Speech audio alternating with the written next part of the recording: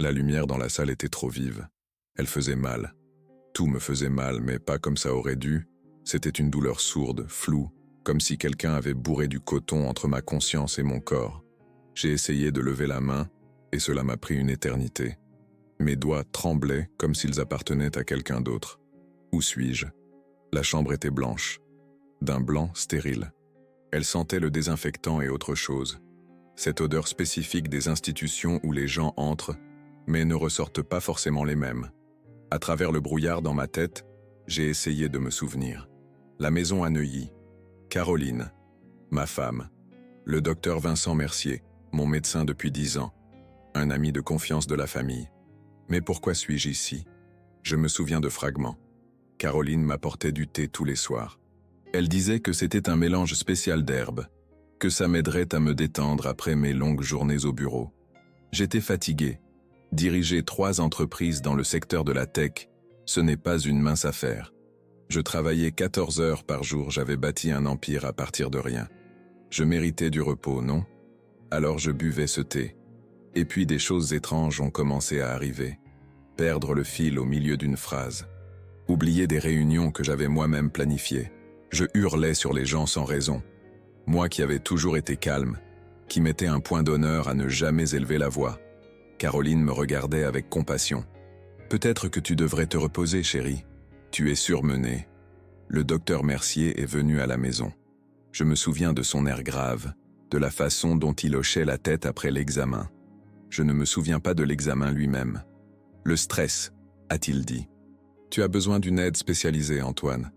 Il n'y a aucune honte à avoir. » Je n'ai pas protesté. J'étais trop fatigué pour protester. Mais maintenant, allongé dans cette chambre blanche, avec la tête enfin un peu plus claire que ces dernières. Combien de temps? Semaines? Mois? Je commençais à comprendre. Ce n'était pas le stress. Ce n'était pas le surmenage. La porte s'est ouverte. Une infirmière, jeune, peut-être 25 ans, est entrée avec un plateau. Encore des pilules. Non. Ma voix était rauque comme si je ne l'avais pas utilisée depuis des siècles. C'était peut-être le cas. Elle m'a regardé, surprise. Monsieur Delacroix doit prendre ses médicaments. Le docteur Mercier a recommandé. Le docteur Mercier peut se carrer ses médicaments au cul. Les mots sont sortis avant que je puisse les penser, mais ils m'ont apporté une étrange satisfaction. L'infirmière a blêmi, s'est retournée et est sortie rapidement. Je suis resté seul. Pour la première fois depuis je ne sais combien de temps, j'étais vraiment seul. Et je pouvais penser. Combien de temps s'était écoulé? J'ai essayé de me rappeler le dernier jour où je m'étais senti moi-même. C'était début mars. Je m'en souviens, parce que nous finalisions un gros contrat avec une firme allemande. J'étais assis dans mon bureau à La Défense, je signais des documents. J'étais heureux. Tout allait bien. Et maintenant? J'ai regardé par la fenêtre. Les feuilles des arbres étaient jaunes et rouges. Fin octobre, novembre, merde. Plus de 6 mois, plus de 6 mois de ma vie. Disparu quelque part. Comment est-ce possible? La porte s'est ouverte à nouveau. Cette fois, c'est un homme en blouse blanche qui est entré. Pas Mercier, quelqu'un d'autre. Plus âgé, avec des cheveux gris et des yeux fatigués. Monsieur Delacroix, je suis le docteur Bernard, chef de service. J'ai entendu dire que vous refusiez de prendre vos médicaments. Quels médicaments? Ai-je demandé, essayant de donner de la fermeté à ma voix. Qui m'a amené ici? Sur quelle base suis-je ici? Il a regardé ses dossiers. Vous avez été admis en mars à la demande de votre famille et de votre médecin traitant.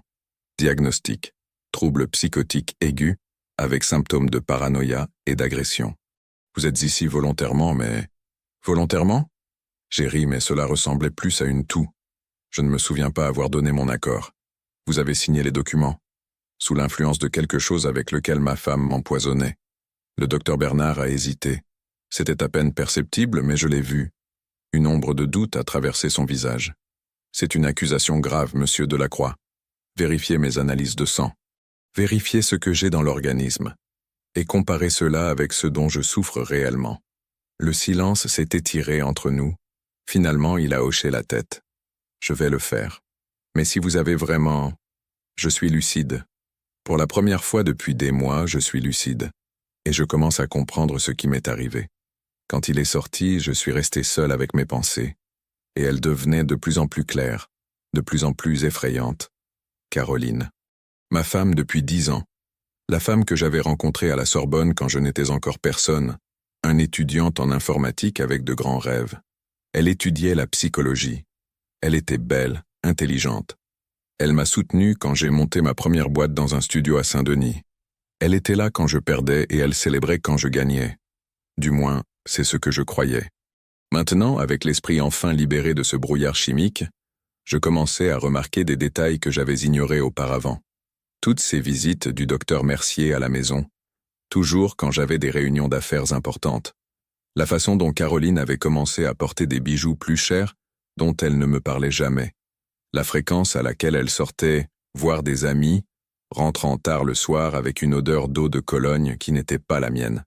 Et Mercier, Vincent, le type en qui j'avais confiance, qui connaissait chaque faiblesse, chaque problème de santé, qui avait accès à mon dossier médical, qui savait exactement comment me briser sans laisser de traces. Des benzodiazépines.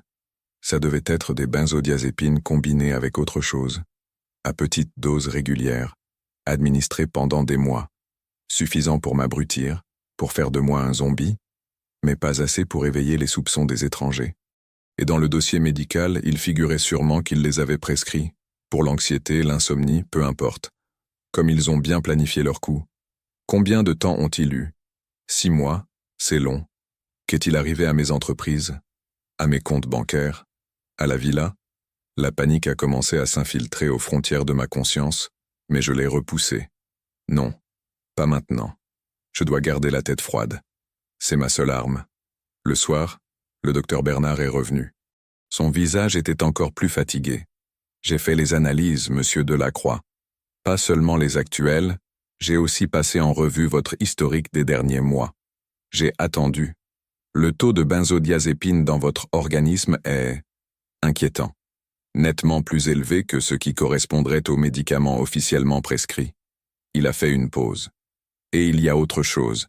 Des traces d'antipsychotiques qui ne devraient pas être là. J'ai fermé les yeux. Je le savais. Mais l'entendre à voix haute de la bouche d'un médecin, c'était comme un coup de poing dans l'estomac. Combien de temps encore? Ai-je demandé doucement. Pardon? Combien de temps me faut-il encore pour éliminer tout ça de mon organisme? Pour pouvoir fonctionner normalement? 1 semaine, peut-être 2 avec le traitement approprié. Mais monsieur Delacroix, si ce que vous suggérez est vrai, c'est la vérité, et j'ai besoin de votre aide. Ils ne peuvent pas savoir que je sais. Ils ne peuvent pas savoir que je récupère. Il m'a regardé longuement, en m'évaluant. Finalement, il a hoché la tête. Qu'avez-vous l'intention de faire? J'ai souri. C'était mon premier vrai sourire depuis des mois. J'ai l'intention de récupérer ma vie. Et ensuite, ma voix s'est durcie. J'ai l'intention de leur rendre exactement ce qu'ils m'ont donné. Je ne leur laisserai aucune chance, docteur. Mais je ferai tout cela légalement. Ils me supplieront pour une pitié qu'ils ne m'ont jamais accordée. Le docteur Bernard m'a organisé un accès à un téléphone.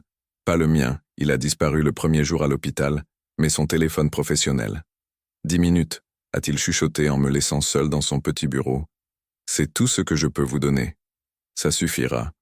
J'ai d'abord appelé Pierre Dubois, mon avocat depuis 15 ans. L'homme qui gérait toutes mes affaires, qui connaissait chaque détail de mon empire. Quand il a décroché, j'ai commencé à parler vite avant qu'il ne puisse raccrocher. Pierre, c'est Antoine. Écoute attentivement. J'ai peu de temps. Je suis en hôpital psychiatrique, mais je suis lucide. Caroline et mon médecin m'ont empoisonné. J'ai besoin de savoir ce qui se passe avec les sociétés. Le silence à l'autre bout du fil a été si long que j'ai cru qu'il avait raccroché. Antoine? C'est vraiment toi? Sa voix était pleine d'incrédulité. Putain, mon vieux, je me suis inquiété. Personne ne me laissait te parler. Caroline disait que... Je sais ce qu'elle disait. Parle-moi juste des entreprises. Il y a des problèmes, Antoine. De gros problèmes. Caroline a présenté une procuration que tu aurais signée juste avant ton hospitalisation. Elle a pris le contrôle des 3 sociétés. Elle prétend agir dans ton meilleur intérêt, qu'elle les gère en attendant ton rétablissement. Le mur devant mes yeux a commencé à pulser. Respire, me suis-je dit. Respire. Et qu'est-ce qu'elle fait avec ces entreprises? Elle vend des actifs. Elle disait que vous aviez besoin de cash pour ton traitement, pour des spécialistes à l'étranger. Elle a déjà vendu notre plus gros bien immobilier à Lyon, celui qu'on a acheté l'année dernière pour 2 millions d'euros. Il est parti pour 1,4 million. 2 millions pour 1,4 million. Une perte de presque 600 000 euros en une seule transaction. Et le compte de l'entreprise? Des virements réguliers. De grosses sommes. Je ne sais pas où. Je n'ai plus accès à la documentation financière. Caroline a changé les mots de passe, a remplacé la comptable. Elle a mis une de ses connaissances à ce poste. Évidemment qu'elle l'a fait. Pierre, écoute. Je sors d'ici dans une semaine, peut-être 2, mais personne ne doit savoir que je suis lucide. Personne. Tu comprends? Si Caroline appelle, si elle demande, tu lui diras que tu as essayé de me contacter mais que l'hôpital a refusé. Que les dernières infos que tu as, c'est que je suis toujours dans un état grave. Mais, il n'y a pas de mais. Tu me fais confiance? Toujours. Alors prouve-le maintenant. Et commence à rassembler tous les documents concernant les transactions que Caroline a effectuées en mon nom.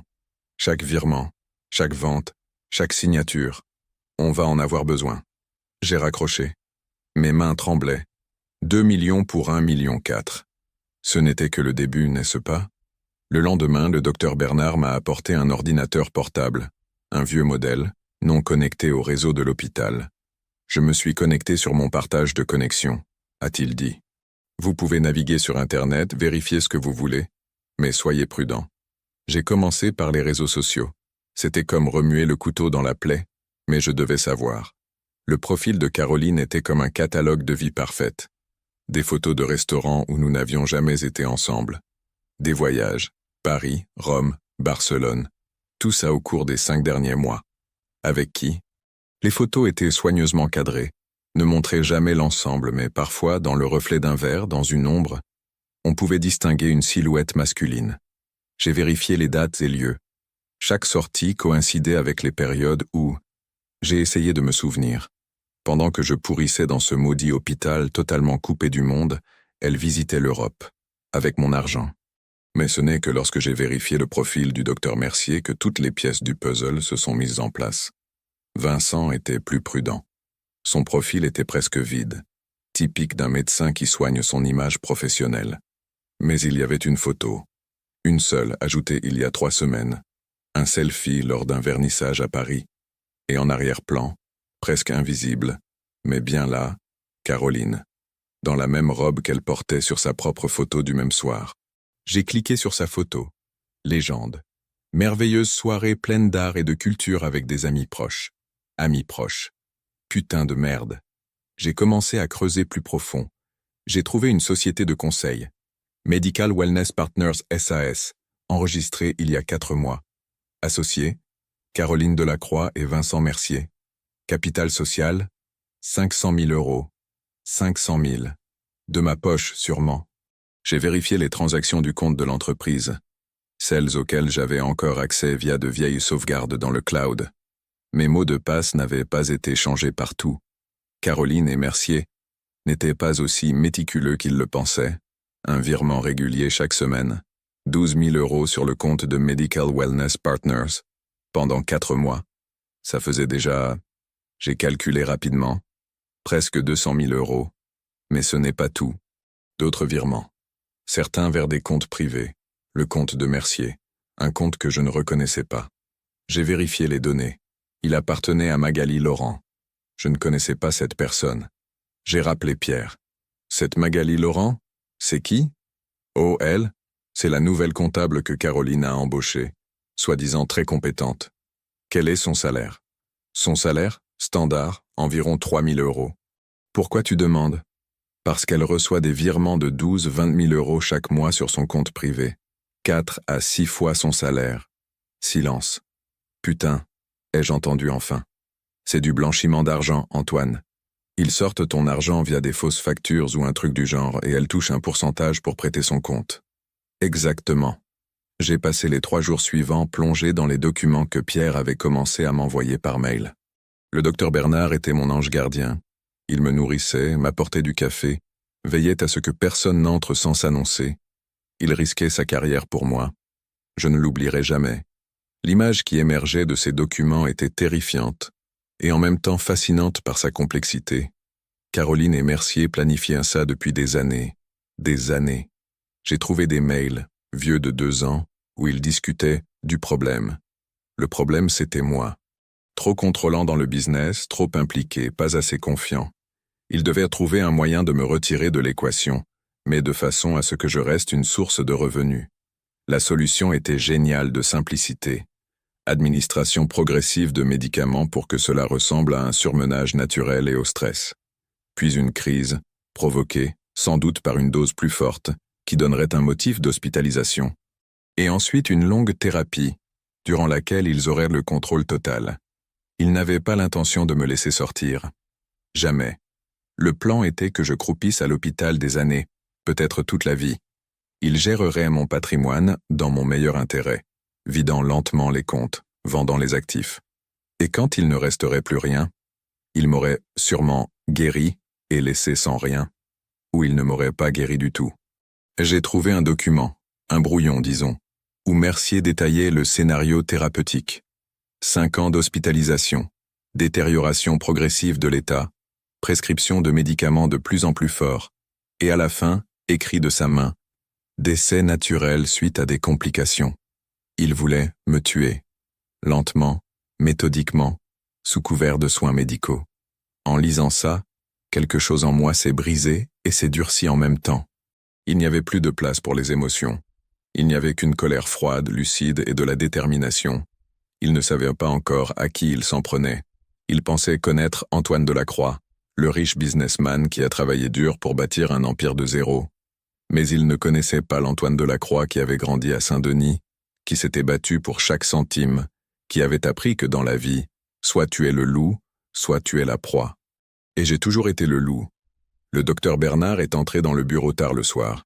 J'avais les yeux injectés de sang à force de fixer l'écran, mais mon esprit tournait à plein régime. « Comment vous sentez-vous » a-t-il demandé. « Mieux » ai-je répondu sincèrement. « Beaucoup mieux. J'ai presque tout éliminé de mon système.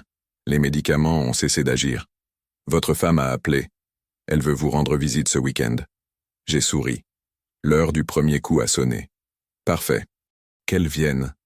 Mais docteur, vous devez me rendre un dernier service. Caroline est arrivée le samedi, à 10h pile. Je l'ai vue par la petite fenêtre de la porte, avant que le docteur Bernard ne la laisse entrer. Elle était éblouissante. Nouvelle coiffure, sûrement à 300 € chez ce coiffeur du Marais que tout le monde lui enviait. Robe Dior, sac Chanel, tout acheté avec mon argent, pendant que je gisais ici comme un légume. J'ai pris une profonde inspiration. Showtime. Quand elle est entrée, j'ai immédiatement pris la pose que j'avais répétée ces 2 derniers jours avec le docteur Bernard. Légèrement voûté, regard absent, main tremblante. Je faisais semblant d'être encore sous l'influence des médicaments, d'être encore leur marionnette. Chérie, sa voix était pleine d'une sollicitude qui m'a donné la nausée. Elle a couru vers moi, m'a enlacé. Elle sentait bon, le même parfum que je lui avais offert pour notre anniversaire il y a 3 ans. Sauf que maintenant, cette odeur ne m'inspirait que du dégoût. Caroline, ai-je marmonné, m'efforçant de paraître somnolent, comme si j'avais du mal à me concentrer. C'est bon. Bon de te voir. Elle s'est assise à côté, a pris ma main. Sa main était chaude, douce. Je me souviens comme j'adorais cette sensation autrefois. Maintenant, je devais me retenir pour ne pas la repousser. Comment tu te sens? Le docteur Mercier disait que tu avais des jours avec et des jours sans. Elle a regardé le docteur Bernard qui se tenait discrètement près de la porte. Comment évaluez-vous l'état de mon mari, docteur? Il s'améliore lentement, mais de manière stable, a répondu Bernard. Exactement comme nous l'avions convenu. Bien qu'il nécessite encore une thérapie intensive et une observation. Bien sûr, bien sûr. Nous ferons tout ce qui est nécessaire. Elle s'est retournée vers moi, souriant de ce sourire doux qui était le sien. Tu sais, chérie, je dirige les entreprises maintenant. C'est difficile, très difficile, mais je fais de mon mieux. Pour nous, pour notre avenir. Les entreprises, ai-je répété, comme si ce mot m'était étranger. Oui, les entreprises. Tu t'en sors bien? Oh, tu sais, c'est dur. J'ai dû prendre quelques décisions difficiles. Nous avons vendu l'immeuble à Lyon, le Grand. Nous avions besoin de liquidités pour ton traitement. Les meilleurs spécialistes ne sont pas donnés. Les meilleurs spécialistes, c'est-à-dire Mercier et ses pilules. Je comprends, ai-je hoché la tête, essayant d'avoir l'air perdu. C'est C'est bien, tu sais mieux que moi. Ses yeux ont brillé. Triomphe. Elle pensait avoir gagné, que j'avais confiance, que j'étais son idiot obéissant. Il y a encore une chose, chérie. Elle a sorti des documents de son sac. C'est juste une formalité, tu comprends? Les avocats disent que nous devons mettre à jour les procurations, pour ton bien, pour que tout soit transparent et légal. J'ai regardé les documents. Ils étaient préparés par un cabinet que je ne connaissais pas. J'ai lu la première page. Révocation de toutes les procurations précédentes et octroi à Caroline de pouvoirs illimités pour gérer mon patrimoine pour une durée indéterminée ou jusqu'au rétablissement complet, c'est-à-dire jamais. Où je dois signer? Ai-je demandé d'une voix tremblante. Le docteur Bernard a toussé. Excusez-moi, mais en tant que médecin traitant, je dois émettre des doutes quant à la capacité de M. Delacroix à prendre des décisions juridiques aussi importantes en ce moment. Son état est instable. Caroline l'a foudroyé d'un regard glacial. Docteur, avec tout le respect que je vous dois, son précédent médecin, le docteur Mercier, qui le connaît depuis des années, pense que... Le docteur Mercier n'est plus le médecin de M. Delacroix dans cet établissement, l'a interrompu fermement Bernard. C'est moi qui le suis. Et je dis que ce document ne peut être signé sans une expertise psychiatrique externe. La colère a traversé le visage de Caroline, mais elle l'a vite dissimulé. Bien sûr, si le docteur le pense. Nous pouvons attendre. Elle a rangé les documents dans son sac. Il n'y a pas d'urgence. Si il y en avait, je le voyais dans ses yeux. Ils étaient en retard sur leur plan. Quelque chose a mal tourné. Peut-être que quelqu'un commençait à être à court d'argent. Elle est restée encore une demi-heure, racontant des banalités. La météo, des travaux à la maison, notre chien. Max, un golden retriever qu'on avait acheté il y a 2 ans. Elle n'a même pas demandé si je voulais le voir. Probablement parce que le chien connaîtrait la vérité.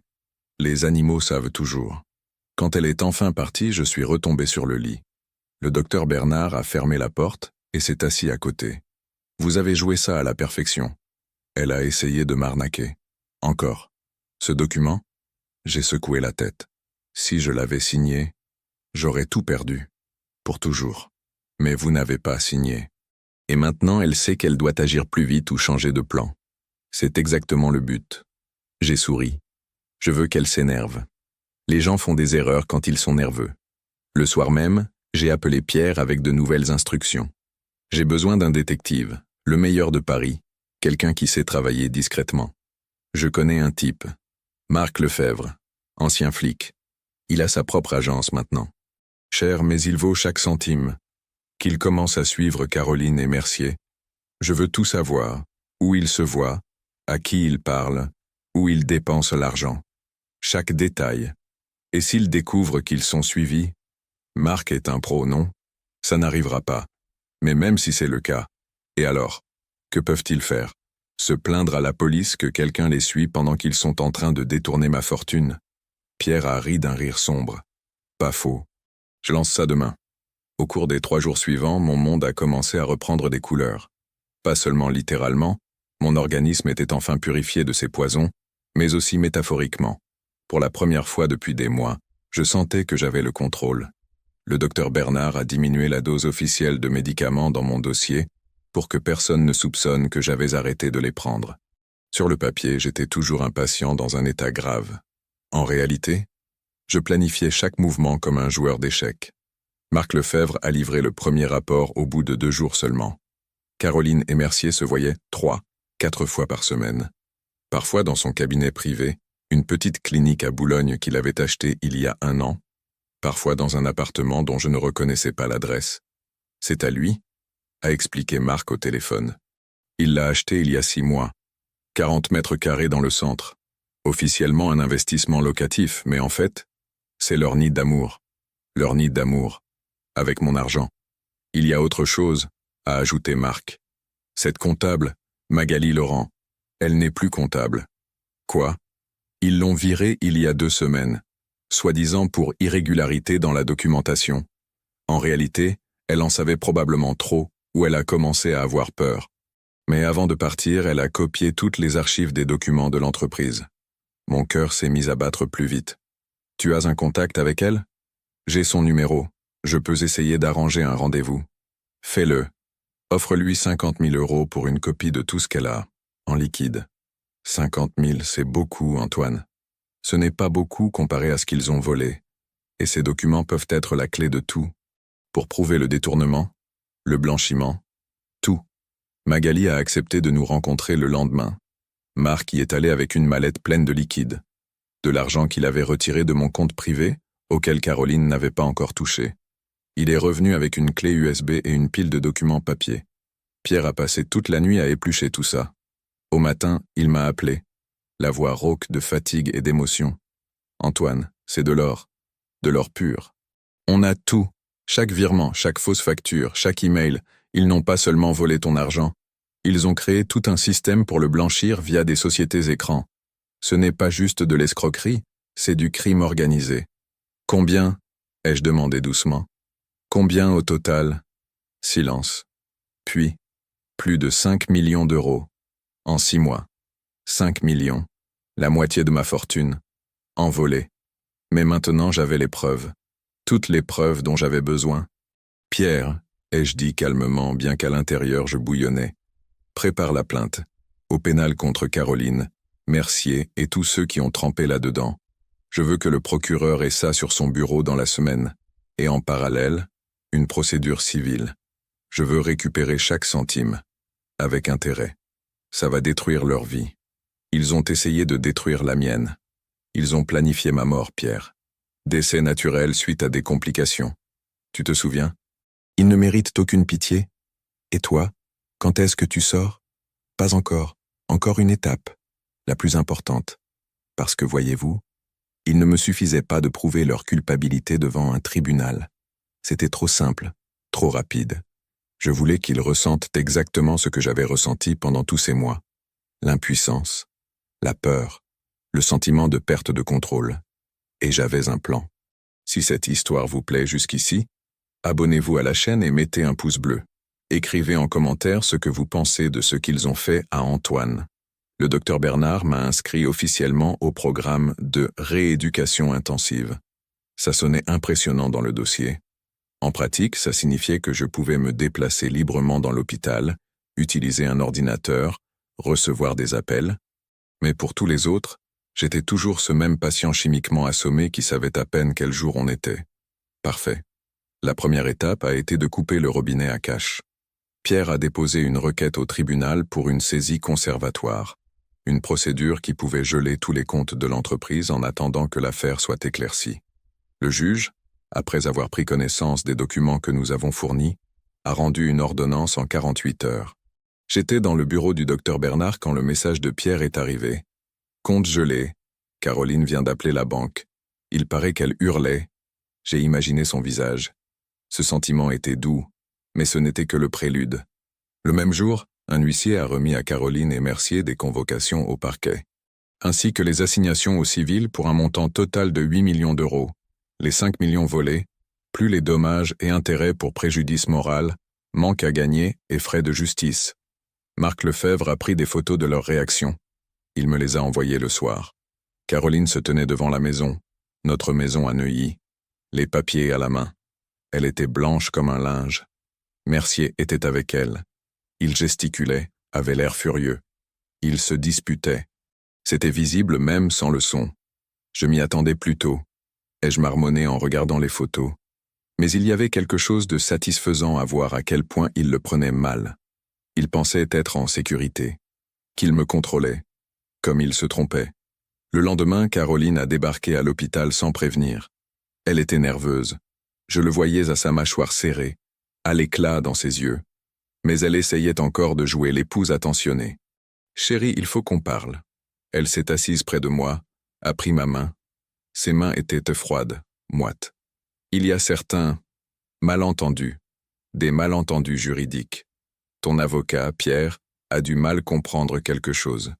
Il a déposé des requêtes bizarres au tribunal. Je la regardais avec un regard vide, comme si je ne comprenais pas tout à fait les mots. Des requêtes? Ai-je répété lentement. Oui, quelque chose sur le gel des avoirs. C'est absurde, Antoine. Je fais tout pour toi, pour nous. Pourquoi ton avocat voudrait-il bloquer nos comptes? Nos comptes.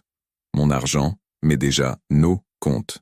Je ne sais pas, ai-je répondu, essayant d'avoir l'air perdu. Pierre a toujours été bon. Peut-être qu'il s'inquiète pour moi? Il s'inquiète? Sa voix s'est durcie. Il s'inquiète ou il essaie de comploter quelque chose? Antoine, écoute-moi bien. Elle s'est penchée plus près. Je suis ta femme. Je prends soin de toi. Cet avocat n'a pas le droit. Madame Delacroix. Le docteur Bernard est entré dans la chambre coupant sa tirade. Je crains que votre visite n'énerve le patient. Son pouls est élevé. Merci de ne pas l'agiter. Elle l'a foudroyé du regard. Je ne fais que parler avec mon mari. Et je vous demande de le faire plus calmement. Monsieur Delacroix est dans un état fragile. Elle s'est levée brusquement. C'est ridicule. Il est presque guéri. Le docteur Mercier disait que... Le docteur Mercier ne travaille plus ici, et ses méthodes de traitement font actuellement l'objet d'un examen. J'ai vu l'information faire son chemin dans son esprit. La panique a traversé son visage avant qu'elle ne puisse la cacher. Qu'est-ce que vous voulez dire? Que je suis tenu de signaler certaines irrégularités dans la thérapie passée de Monsieur Delacroix aux autorités compétentes. C'est tout ce que je peux vous dire pour le moment. Elle est sortie sans un mot. Mais sa façon de bouger, rapide, nerveuse, m'a tout dit. Le mur commence à se fissurer. Le soir, Marc a envoyé un autre rapport. Caroline est allée directement au cabinet de Mercier. Ils y ont passé 3 heures. D'après l'analyse du trafic téléphonique, oui, Marc avait ses méthodes. Il s'avère qu'ils ont appelé une 12aine de personnes. Avocats, comptables, peut-être même des connaissances dans la police. Ils cherchaient désespérément une issue. Mais il n'y avait pas d'issue. C'était un labyrinthe que j'avais moi-même construit pour eux. Chaque couloir menait à un mur. Le jour suivant a apporté une surprise. La police est venue à l'hôpital. Pas pour moi, pour le dossier médical. Le parquet avait ouvert une enquête pour administration présumée de substances nuisibles et falsification de documents médicaux. Le docteur Bernard a été interrogé pendant 2 heures. Quand il est sorti, il avait l'air fatigué mais satisfait. Ils m'ont dit que ça pourrait être l'une des plus grosses affaires médicales de l'année, a-t-il dit en se versant un café. S'il prouve que Mercier vous a délibérément administré des médicaments pour vous immobiliser, il perdra sa licence et ira en prison. Bien, ai-je répondu. Ce mot sonnait dur, impitoyable, et il l'était. Il le mérite. Il a essayé de me tuer. Je sais. C'est pour ça que je coopère avec le procureur. Je leur donne tout ce que j'ai. Les jours suivants ont été une avalanche. L'ordre des médecins a lancé sa propre procédure contre Mercier. Ses patients ont commencé à appeler pour demander s'il leur avait fait du mal à eux aussi. 2 personnes ont déposé des plaintes officielles. Les médias ont commencé à renifler. Un journaliste du Parisien a écrit un article. Un médecin parisien accusé de falsifier des dossiers. Droguait-il ses patients? Il ne citait là pas encore de nom. L'enquête était en cours. Mais une recherche Google suffisait pour relier les points. La réputation de Mercier commençait à s'effriter. Et Caroline? Pour elle, j'avais préparé quelque chose de spécial. Pierre a trouvé un témoin, un employé de l'entreprise de nettoyage qui faisait régulièrement le ménage dans l'appartement de Mercier. Cet homme a tout vu. Caroline entrant et sortant à différentes heures. Des moments intimes, des disputes, tout. Il a témoigné devant notaire. Contre une modeste rémunération bien sûr. Mais le meilleur était encore devant nous. Pierre a déposé une demande de divorce en mon nom. Pas un divorce standard, un divorce pour faute. Adultère, dilapidation des biens communs, agissement au préjudice du conjoint. Dans le droit français, le divorce pour faute a des conséquences, surtout financières. Caroline ne toucherait rien, absolument rien. Et elle devrait en plus rembourser ce qu'elle avait dépensé de mon argent pendant notre mariage. La demande est arrivée au tribunal lundi. Mardi, Caroline est réapparue à l'hôpital. Cette fois, elle n'essayait plus de faire semblant. Espèce de salaud, a-t-elle sifflé dès que nous nous sommes retrouvés seuls. Le docteur Bernard est resté à la porte, prêt à intervenir si besoin. Je croyais que tu étais bête comme tes pieds, que tu ne comprenais rien. J'ai souri. Pour la première fois depuis son arrivée, je l'ai laissé voir le vrai moi, lucide, conscient, absolument en contrôle. Chaque mot que tu as dit, chaque mensonge. J'ai tout mémorisé, Caroline. J'étais abruti par les médicaments, mais pas stupide. Elle a blêmi. Tu savais? Pas depuis le début. Mais depuis 2 semaines? Oui. Je savais tout. Et j'attendais. J'attendais que tu te pendes toi-même. C'est pas juste, a-t-elle crié. Pendant des années, j'ai été près de toi. Je t'ai soutenu quand tu n'étais rien. C'est moi. C'est toi qui as décidé de m'empoisonner et de voler mon argent. L'ai-je interrompu calmement. Avec mon médecin. Avec un homme en qui j'avais confiance. Vous planifiez ma mort, Caroline. J'ai lu les mails. Décès naturel suite à des complications. Tu te souviens?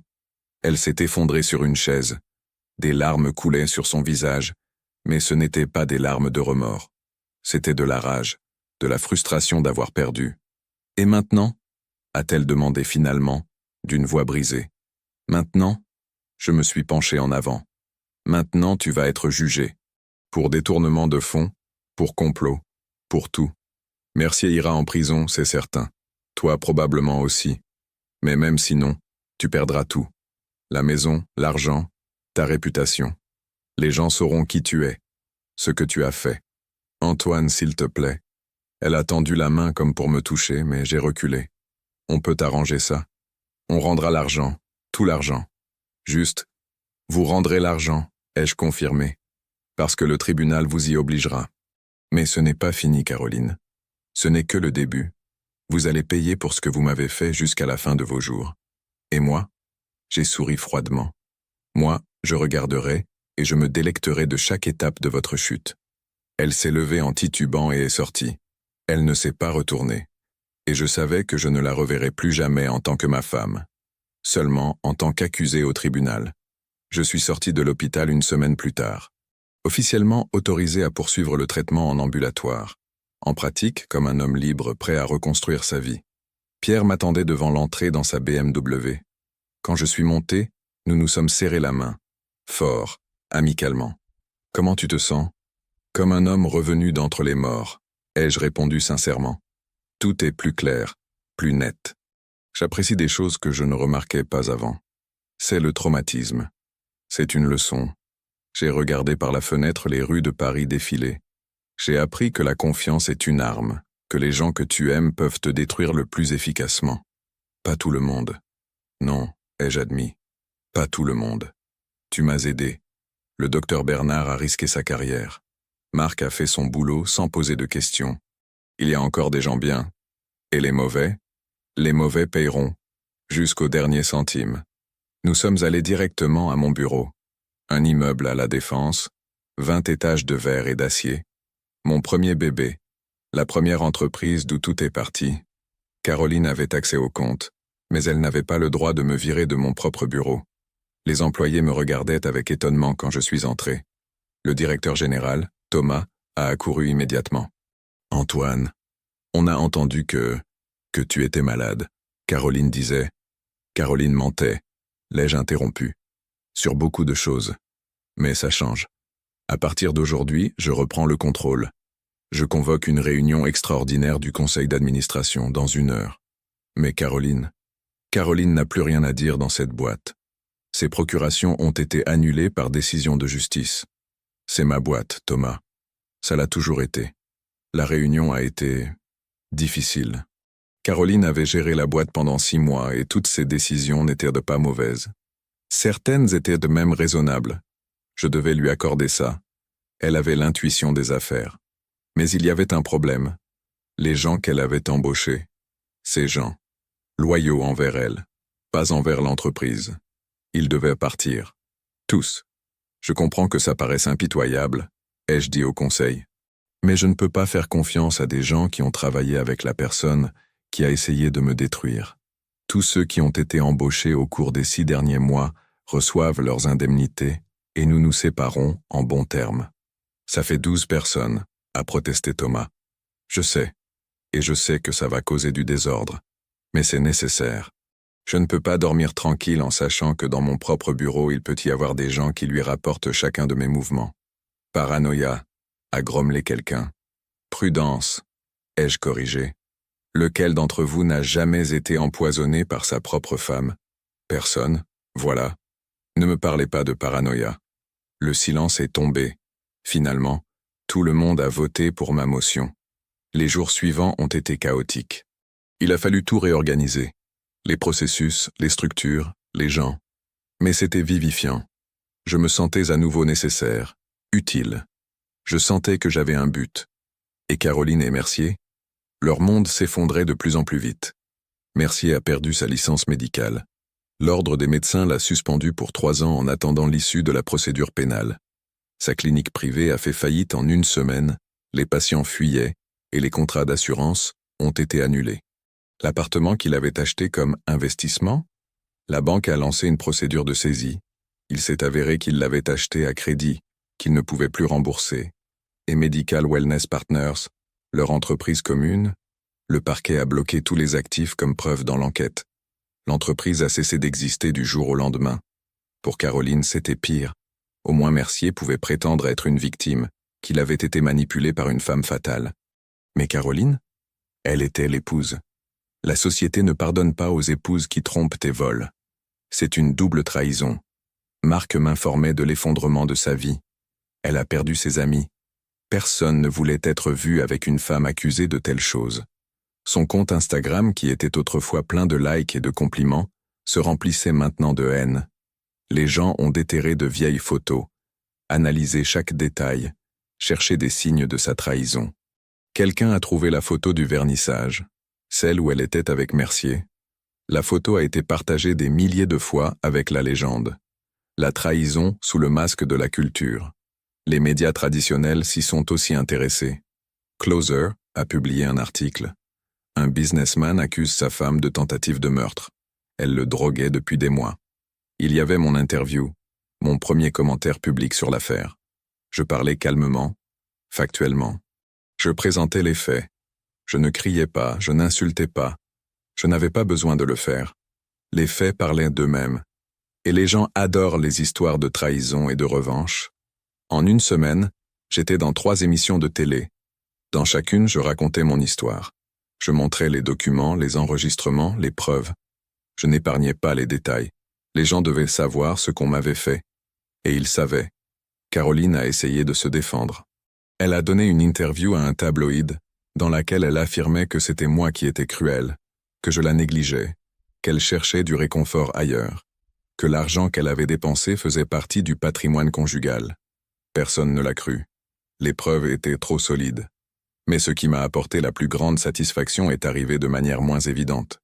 La famille de Caroline, sa mère, sa sœur, tous ces gens qui, il y a encore 6 mois, mangeaient à ma table et buvaient mon vin, se sont détournés d'elle.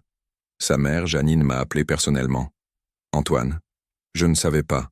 Je te jure que je ne savais pas ce qu'elle faisait. »« Je sais, Janine, » ai-je répondu poliment, bien qu'une partie de moi voulût l'envoyer promener. « Je ne vous blâme pas.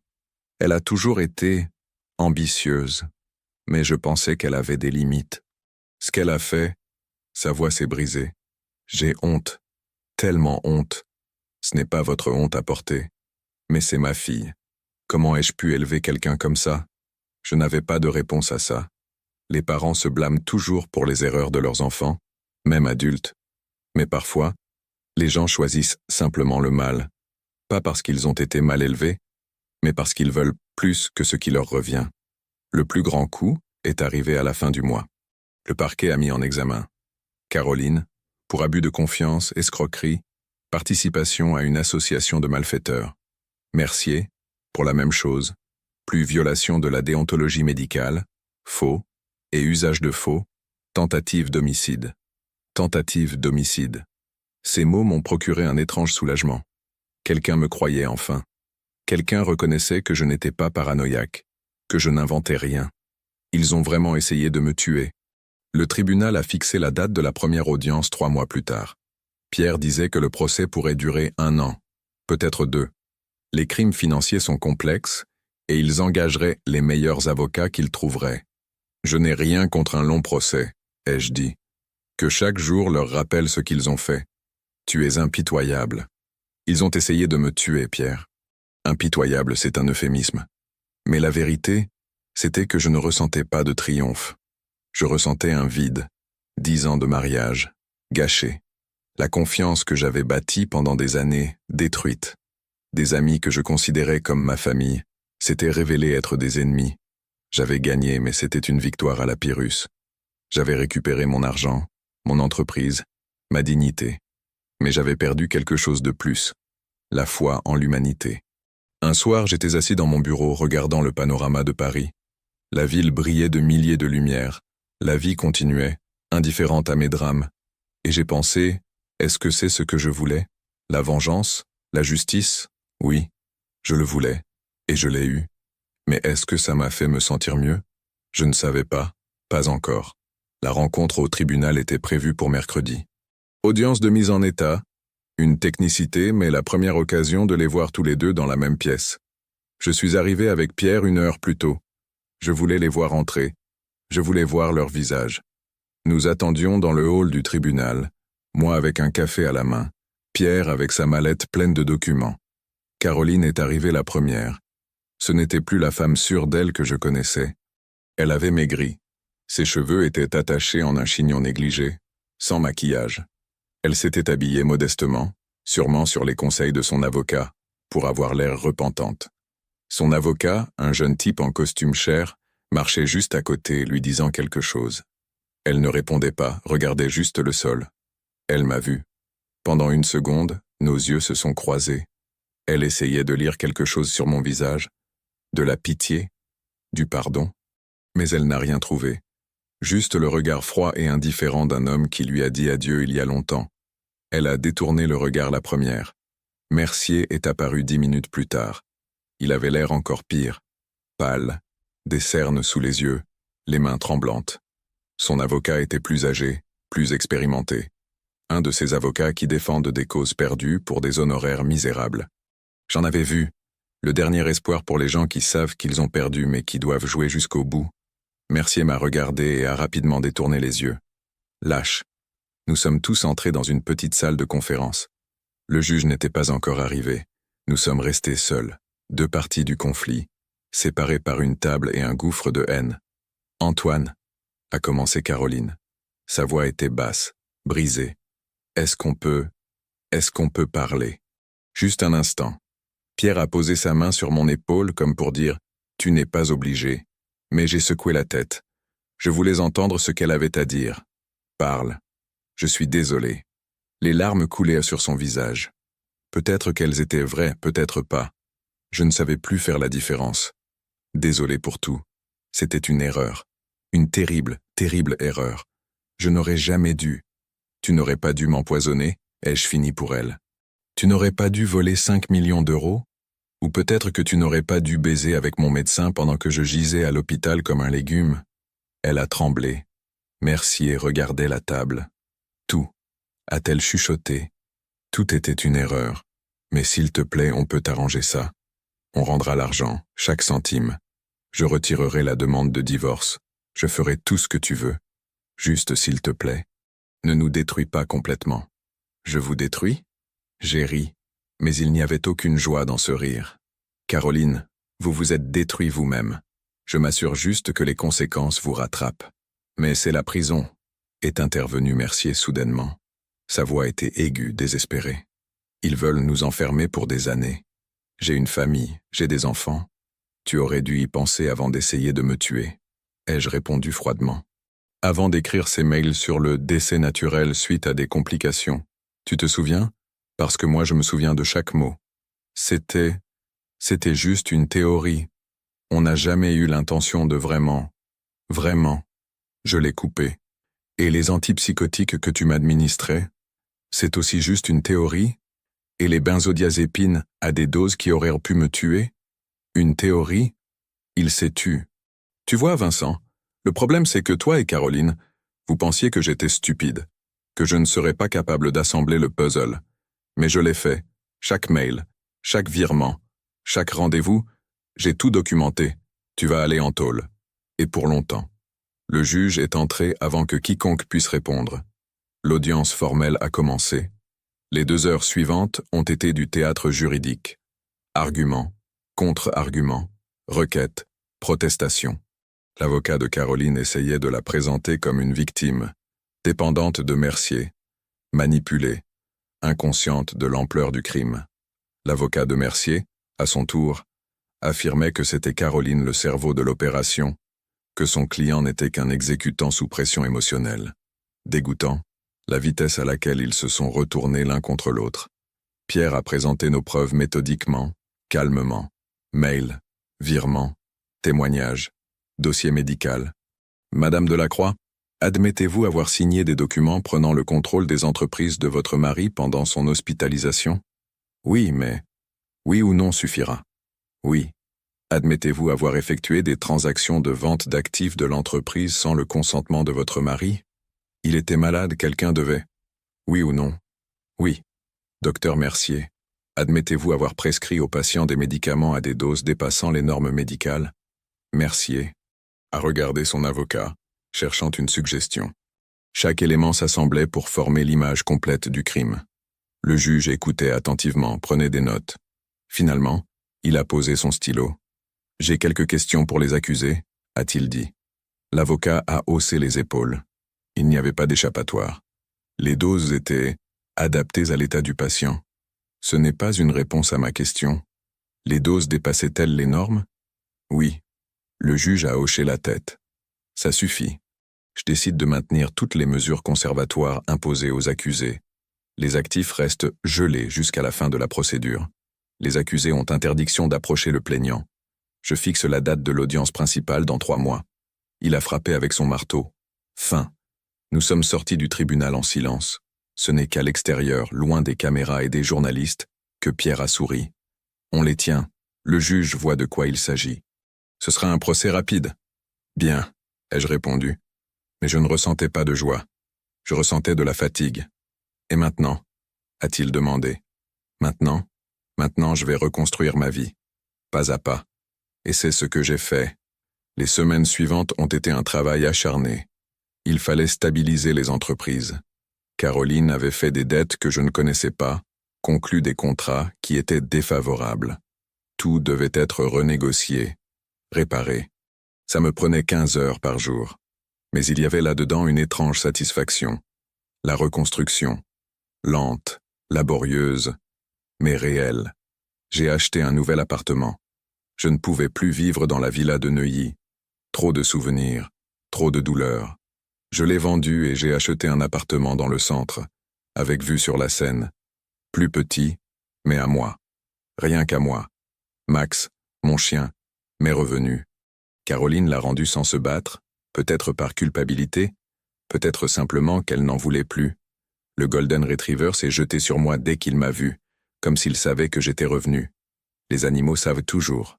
Et lentement, très lentement, j'ai recommencé à faire confiance.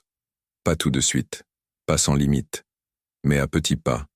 Un café avec Pierre, une promenade avec Marc, une conversation avec le docteur Bernard, qui est devenu un ami, pas seulement un médecin. La vie continuait, et je continuais avec elle. Un soir, j'ai reçu un appel de Pierre. Sa voix était grave. « Caroline essaie de te contacter. Par mon secrétaire. Elle dit qu'elle doit te parler. Que c'est important. Qu'est-ce que tu lui as dit? Que je transmettrai le message. Mais je n'ai pas promis que tu rappellerais. J'ai réfléchi longtemps. Une partie de moi voulait refuser, l'ignorer totalement. Mais une autre partie, celle qui est curieuse, celle qui doit tout savoir, voulait entendre. Fixe un rendez-vous, ai-je dit finalement, dans un lieu neutre, en ta présence, demain. Nous nous sommes vus dans un café près de la place des Vosges. Caroline est venue seule, sans avocat. Elle avait l'air encore plus mal qu'au tribunal, des cernes sous les yeux, les mains tremblantes, des vêtements qui donnaient l'impression qu'elle avait dormi dedans. Elle s'est assise en face de moi. Pierre était assis à la table voisine, assez loin pour nous laisser de l'intimité, mais assez près pour intervenir si besoin. « Merci d'être venu », a-t-elle commencé. « Dis ce que tu as à dire. Je n'ai pas toute la journée. Je suis enceinte. Le monde s'est arrêté. Tout autour de moi s'est figé. Quoi? Je suis enceinte. 2 mois. C'est l'enfant de Vincent. Je ne savais pas quoi dire. Une partie de moi voulait se lever et partir. Mais je restais assis, comme paralysé. Pourquoi tu me dis ça? Parce que... Les larmes ont commencé à couler sur son visage. Parce que je ne sais pas quoi faire. Vincent dit qu'il ne veut pas de l'enfant, que je devrais avorter. Mais je ne peux pas. C'est mon enfant. Le nôtre, ai-je corrigé amèrement. Ça aurait pu être le nôtre si tu n'avais pas décidé de me trahir et de me détruire. Je sais, et je suis désolé. Mais cet enfant n'est pas coupable, et j'ai besoin d'aide. D'aide? J'ai ri sans humour. Tu veux que je t'aide à élever l'enfant du type qui a essayé de me tuer? Non, ce n'est pas ce que je demande. Je demande juste, ne me détruis pas complètement. S'il te plaît. Je l'ai regardée longuement. Cette femme que j'avais aimée. Cette femme qui m'avait trahi. La mère de l'enfant de mon ennemi. Non, ai-je dit finalement. Je ne t'aiderai pas. Tu as fait ton choix, Caroline. Maintenant vis avec les conséquences. Toi et ton enfant. Je me suis levé et je suis sorti sans me retourner. Et elle est restée là, pleurant devant un café froid. Abonnez-vous à la chaîne, mettez un pouce bleu et écrivez en commentaire si Antoine aurait dû l'aider.